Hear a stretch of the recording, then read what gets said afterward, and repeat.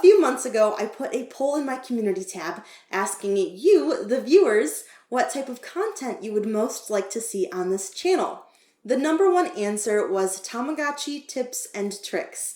So I thought to start this out, it would be best to answer the questions that I most often get asked on social media and in the comments. Without a doubt, the question I get asked the most often is, should I buy a Japanese Tamagotchi Meets, Mix, or other Japanese model if I cannot speak the Japanese language?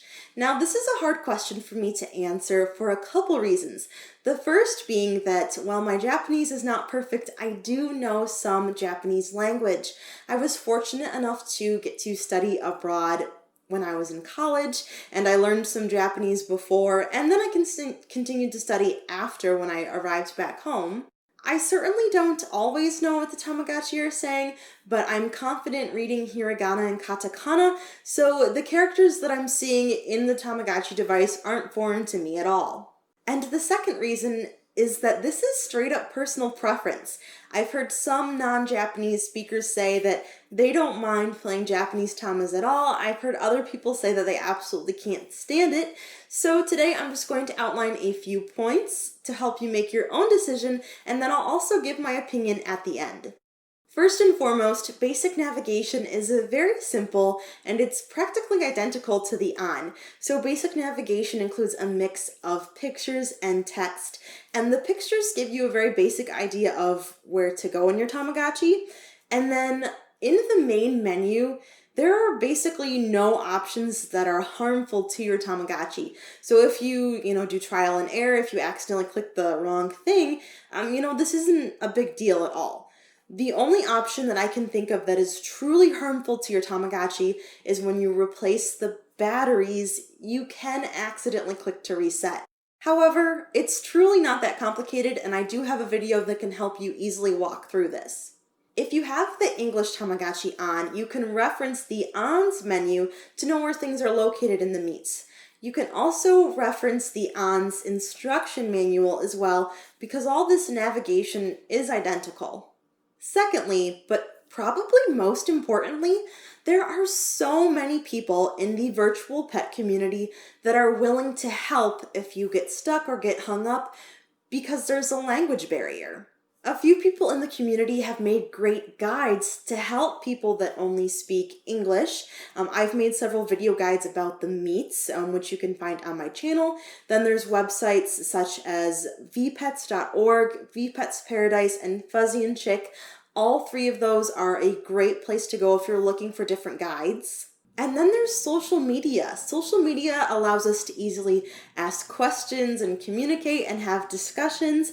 Personally, I have a Discord server where we do a lot of chatting. You can ask questions and share pictures. You can find a link for that in the description box below. I know one thing that we very often do is if someone's not sure of something, they take a picture of their Tamagotchi and send it to Discord, and then the whole community can answer and discuss and try to help each other out. And I am by no means the only person that has social media that's oriented around virtual pets. There is a very, very large Facebook Tamagotchi collectors group. There are a few other Discord servers, and then there's also a Reddit.